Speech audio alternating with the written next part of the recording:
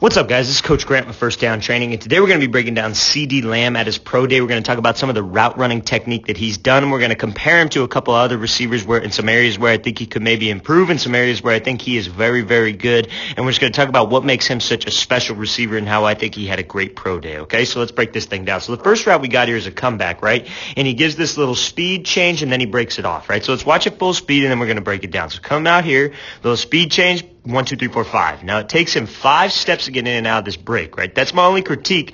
But here's the thing, fellas. I would rather have extra steps right here and you be fast throughout the stem of the route, not slow your pad level down, than you just being super precise, bring your chest up and make sure I get 3 steps, right? So believe me, it is much easier said than done. Oh, he needs to only take 3 steps here. He took too many steps at the top of the route. It's the same thing with DK Metcalf. Everybody loved to critique his route running, but it's much easier said than done, right? So believe me, I'm not trying to knock CD on this, but I think this is an area, and I think he'd be the first one to tell you that he needs to get a little bit better at this. But look where he's at here. He's 5, 10, 15 yards downfield, and we're trying to get in and out of it in 3 steps, right? So it's going to take time, but it's only getting better, right? So when he snaps down here, you see, great first trigger step, right? Right in stride, trigger step, snaps him down. He's in a good position. I think his chin might have come a little too far forward. He might have bent a little bit too much at his waist. I think he could drop his butt a little bit more rather than sink forward, and that will get him out in 3 steps. But you see how he goes snap, 2 right there, 3rd step here.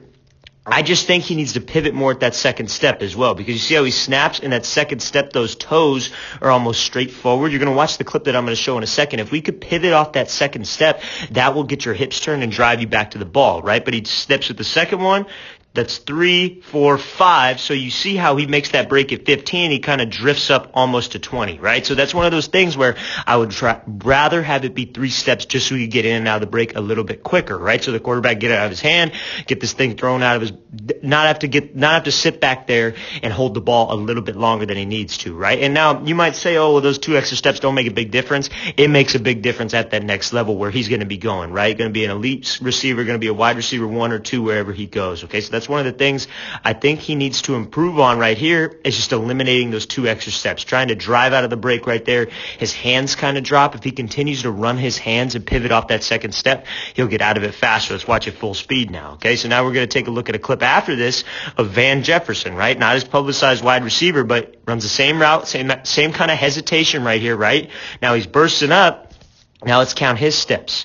Snap down, pivot off the 2nd step, 3rd step, he's out of there in 3, right? So how did he get there? See how when he snapped down, his chin wasn't way over his knee, wasn't leaning super far forward. He was dropping his butt. Same kind of trigger step that CeeDee Lamb had. And now look at that 2nd step. You see how it's pivoting him and it's getting his hips back down on this 45-degree angle. And then that 3rd step is just driving him out, and his arms are going to be pumping, and that's what's going to take him out on this 45-degree angle faster in 3 steps. Okay, so let's watch this clip full speed, and you're going to tell me which one's faster. So 1, 2, 3.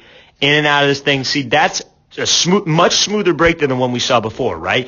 And it's a situation where we got a guy trying to cover us. It's a one-on-one, not against air, right? So it's one of those things where you probably shouldn't read a whole hell of a lot too much into it, but he could be a smoother route runner when it comes to that aspect. But still, I would rather have extra steps than you slow down at the top of the break. Because what a lot of people do is they'll run up to the top of the break, they'll pick their chest up, they'll slow down, and their hips will be soft because they want to make sure, oh, well, I got to get 3 steps.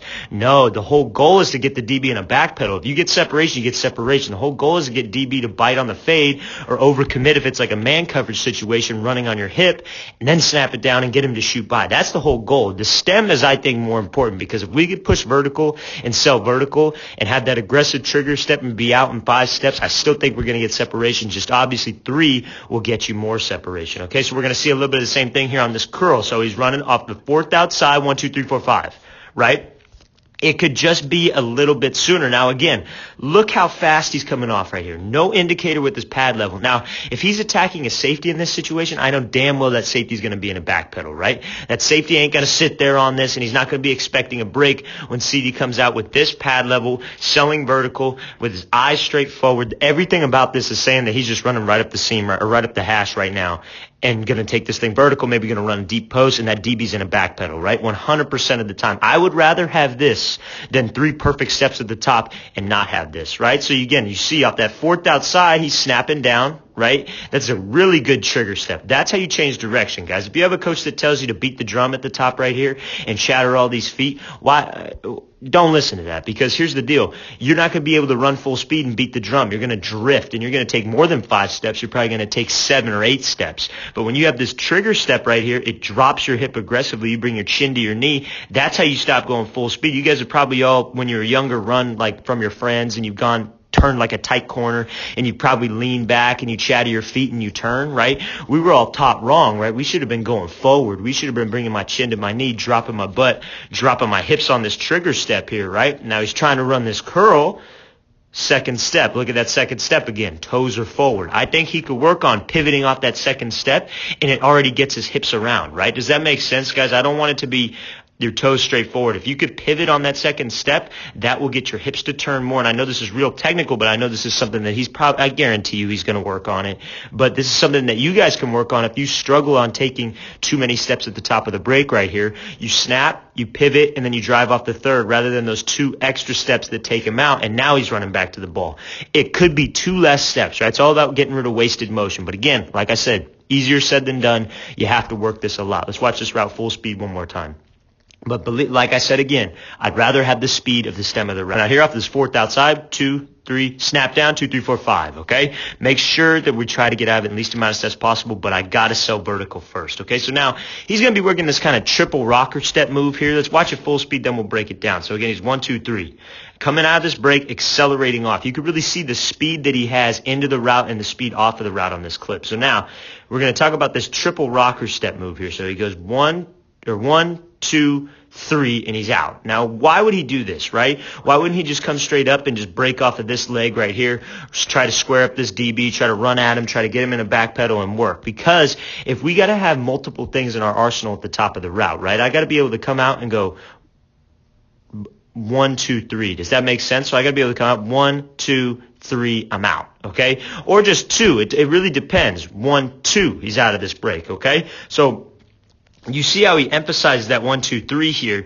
That's because he wants to be explosive and he wants to get this DB. Imagine there's a DB here, right? And I know this is t-shirt and shorts. It's easier to do. Imagine when he takes that first step to the right here, and then he takes that second step to the left here, that first rocker step move, and you see how he's turning his body. That DB's going to want to open up his hips. He's selling like he's running a corner, and then he comes back with this third step again, turning his shoulders, committing his shoulders to the inside, being real explosive. Now that DB wants to bite on a post, right? It's all about just selling, because when he's in a back pedal, he's looking at these hips, right? He's not looking at your eyes. He's not looking at your feet. He's looking at your hips. Might be looking at your numbers. So if we can turn my upper half, that's what's going to get that safety turn, right? That's why he chose to go with this move on this corner route, right?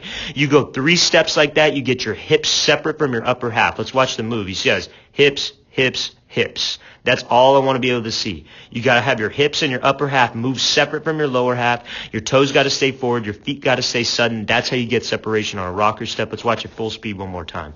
So again, coming out here, 1, 2, 3. In and out of this break, and you see the acceleration off of the break. That's a very, very smooth route there by CEEDEE Lamb. Okay, so now we're going to be looking at this release here.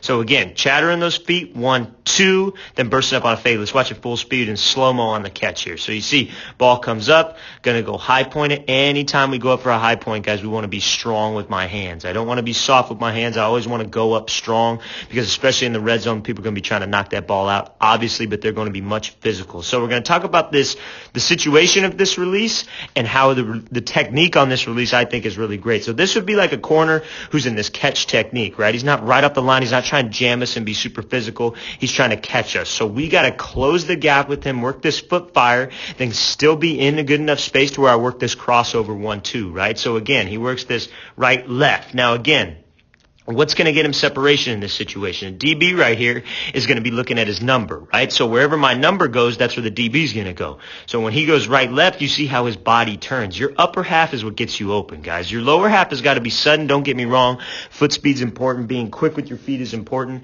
Being sudden, as I like to call it. But your upper half being violent and turning, but still maintaining an explosive position with your lower half, and your hips are still able to shoot out. That's what really matters, and that's what's going to get you open. And you see how, because his toes stay straight forward, it could really shoot him out here, and he could snap that head back around and look for this ball. And then same thing as usual. When I go up for a high point, guys, I want to go up with strong hands, and you see how here, taking a picture with his eyes of the ball. I want to make sure that I'm looking the ball in every single time. Now I can worry about getting my feet down. It's a great release there by CeeDee Lamb. Not going to read too much into the catch because, again, it's versus air, but that's a great technical release here. So he comes off, 1-2.